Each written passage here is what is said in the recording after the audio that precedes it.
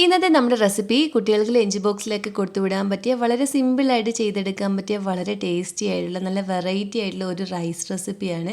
അപ്പോൾ നമുക്കിത് എങ്ങനെയാണ് ചെയ്തെടുക്കുന്നത് നോക്കാം. അതിനായിട്ട് ആദ്യം നമുക്ക് ഈ ഒരു പാനിലേക്ക് 1 ടേബിൾ സ്പൂൺ ഓയിൽ ഒഴിച്ചു കൊടുക്കണം. ഈ ഓയിൽ ഇവിടുന്ന് ചൂടായി വരുമ്പോൾ ഞാനിവിടെ 1 ടേബിൾ സ്പൂൺ വെളുത്തുള്ളി ചെറുതായിട്ടൊന്ന് അരിഞ്ഞെടുത്തിട്ടുണ്ട്. അത് നമുക്കിതിലേക്ക് ചേർത്ത് കൊടുക്കാം. ഇനി ഈ വെളുത്തുള്ളി ചെറിയൊരു ഗോൾഡൻ കളറായി വരുന്നവരെ ഒന്ന് ഇളക്കി കൊടുക്കണം. ഇനി ഇതിലേക്ക് 1 ടേബിൾ സ്പൂൺ അണ്ടിപ്പരിപ്പും 1 ടേബിൾ സ്പൂൺ ഉണക്കമുന്തിരിങ്ങ കൂടി ചേർത്ത് കൊടുക്കാം. ഇനി ഇതും ചെറിയൊരു ഗോൾഡൻ കളറായി വരുമ്പോൾ ഞാനിപ്പോൾ ഇവിടെ ഒരു സവാളയുടെ പകുതി നല്ല പൊടി പൊടിയായിട്ട് അരിഞ്ഞെടുത്തിട്ടുണ്ട്. അത് നമുക്ക് ചേർത്ത് കൊടുക്കാം. അതിൻ്റെ കൂടെ തന്നെ കുറച്ച് കറിവേപ്പിലയും ചേർത്ത് കൊടുത്ത് ഈ ഉള്ളി ഒന്ന് സോഫ്റ്റായി വരുന്നവരെ വേണം നമ്മളിതൊന്ന് ഇളക്കി കൊടുക്കാൻ. ഈ ഒരു സമയമാകുമ്പോൾ നമുക്കിതിലേക്ക് ആവശ്യത്തിന് ഉപ്പും കൂടി ഇതിലേക്ക് ചേർത്ത് കൊടുക്കാം. അതുപോലെ തന്നെ നിങ്ങൾക്ക് വീഡിയോ ഇഷ്ടപ്പെടുകയാണെങ്കിൽ ഇതുപോലുള്ള റെസിപ്പികൾക്ക് ഈ ചാനൽ സബ്സ്ക്രൈബ് ചെയ്യാനും നിങ്ങളുടെ അഭിപ്രായം വീഡിയോയുടെ താഴെ കമൻറ്റായിട്ട് അറിയിക്കാനും മറക്കല്ലേ. ഇപ്പോൾ ഉള്ളിയുടെ ചെറിയൊരു ഗോൾഡൻ കളറായി വന്നിട്ടുണ്ട്. ഇനി ഇതിലേക്കൊരു 1/4 ടീസ്പൂൺ മഞ്ഞൾപ്പൊടിയും 1 ടീസ്പൂൺ മുളക് പൊടിയും കൂടി ചേർത്ത് കൊടുക്കാം.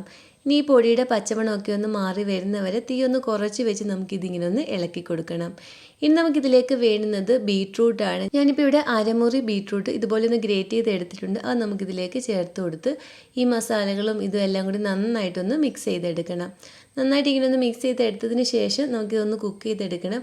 അതിനായിട്ട് നമുക്കിതിലേക്ക് ഒരു 1/2 കപ്പ് വെള്ളം ഒഴിച്ച് ഇതെല്ലാം കൂടി ഒന്ന് മിക്സ് ചെയ്ത് ഒന്ന് അടച്ച് വെച്ച് നമുക്കിതൊന്ന് കുക്ക് ചെയ്തെടുക്കണം. ഇടയ്ക്കിടയ്ക്ക് തുറന്ന് നമ്മളൊന്ന് ഇളക്കി കൊടുക്കണം. ഇപ്പോൾ ഇതിവിടെ നന്നായിട്ടൊന്ന് കുക്കായി വന്നിട്ടുണ്ട്. ഞാൻ ഇടയ്ക്കിടയ്ക്ക് തുറന്നൊന്ന് ഇളക്കി കൊടുത്തിട്ടുണ്ടായിരുന്നു. ബീട്രൂട്ടൊക്കെ ഒന്ന് സോഫ്റ്റായി നന്നായിട്ടൊന്ന് കുക്കായി വന്നിട്ടുണ്ട്. ഇനി നമുക്കിതിലേക്ക് ചേർക്കാൻ പോകുന്നത് ചോറാണ്. ഞാനിപ്പോൾ 2 കപ്പ് ചോറൊന്ന് വേവിച്ചെടുത്തിട്ടുണ്ടായിരുന്നു. അത് നമുക്കിതിലേക്ക് ചേർത്ത് കൊടുക്കാം. ഞാനിപ്പോൾ ഇവിടെ എടുത്തിരിക്കുന്നത് പൊന്നേരിയാണ്. നമുക്കിതിലേക്ക് ബസുമതി റൈസും ചേർത്ത് കൊടുക്കാവുന്നതാണ്. ഇനി ഇതെല്ലാം കൂടി നന്നായിട്ടൊന്ന് മിക്സ് ചെയ്ത് കൊടുക്കുക. ഞാനിപ്പം ഉപ്പിട്ട് വേവിച്ചെടുത്തിട്ടുള്ള ചോറാണ്. ഇങ്ങനെ ഒന്ന് മിക്സ് ചെയ്തതിന് ശേഷം ഉപ്പുണ്ടോ എന്ന് നോക്കിയിട്ട് ഉപ്പ് കുറവാണെങ്കിൽ ഒരു അല്പം ഉപ്പ് കൂടി ഇട്ട് കൊടുത്താൽ മതി. അവസാനമായിട്ട് നമുക്കിതിലേക്ക് കുറച്ച് മല്ലിയിലയും കൂടി ചെറുതായിട്ട് അരിഞ്ഞിട്ട് ചേർത്ത് കൊടുക്കാം. എല്ലാം കൂടി നമ്മളിവിടെ നന്നായിട്ടൊന്ന് മിക്സ് ചെയ്തെടുത്തിട്ടുണ്ട്. അങ്ങനെ നമ്മുടെ വളരെ ടേസ്റ്റി ആയിട്ടുള്ള റൈസ് ഇവിടെ റെഡി ആയിട്ടുണ്ട്. ഇനി നമുക്ക് ഫ്ലെയിം ഓഫ് ചെയ്ത് കൊടുക്കാം.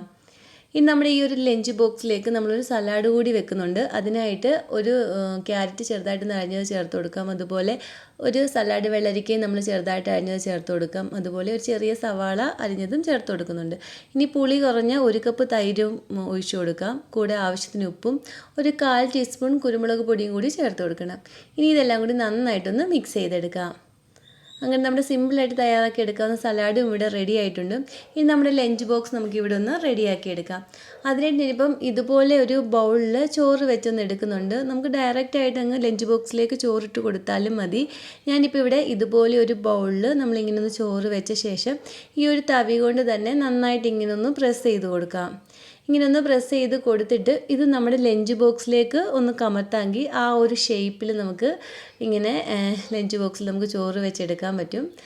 ഇനി നമുക്കിതിലേക്ക് നമ്മളിവിടെ തയ്യാറാക്കി വെച്ചിരിക്കുന്ന ഈ സലാഡ് കൂടി ചേർത്ത് കൊടുക്കാം.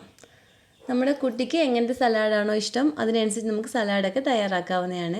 ഇനി ഞാൻ ഇതിൻ്റെ കൂടെ വെക്കുന്നത് നമ്മുടെ മുട്ടയും മുരിങ്ങയിലയും വെച്ച് തയ്യാറാക്കിയിട്ടുള്ളൊരു തോരനാണ്. ഇത് തേങ്ങയൊന്നും ചേർക്കാതെ വളരെ സിമ്പിളായിട്ട് ചെയ്തെടുക്കാവുന്ന ഒരു തോരനാണ്.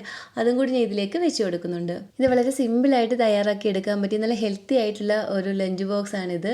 അപ്പോൾ നിങ്ങൾ ഇതുവരെ ഇതുപോലെ ഒന്ന് ട്രൈ ചെയ്ത് നോക്കിയിട്ടില്ലെങ്കിൽ ഉറപ്പായിട്ടും ഒന്ന് ട്രൈ ചെയ്ത് നോക്കണം. നല്ല ഹെൽത്തി ആയിട്ടുള്ള നല്ല ടേസ്റ്റി ആയിട്ടുള്ള ഒരു റൈസ് റെസിപ്പിയാണിത്.